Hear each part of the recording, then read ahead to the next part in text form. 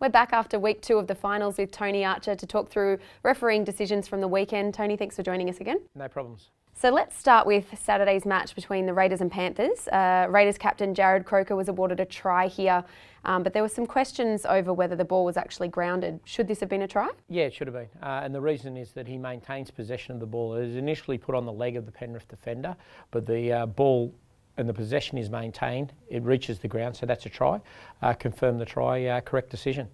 Okay, there were a couple of forward passes in that match as well. Can we just talk through those individually and decide whether they were the right decisions? Yeah, certainly. You can see the first one is a pass out from dummy half by Peter Wallace.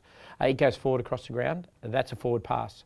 The second one is a different type of pass, but a pass from Jack Whiten.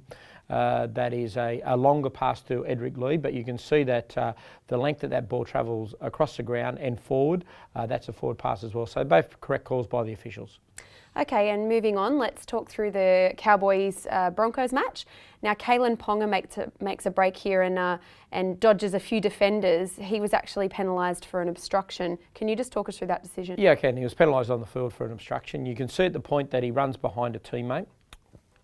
At that stage, there's no impediment of the Brisbane defender, but you can see that Lachlan Coote then continues to move in the direction of the Brisbane defender, and the player cuts back behind him and impedes him at that stage. So for us, that amounts to an obstruction and correctly ruled on field as a penalty to the Broncos.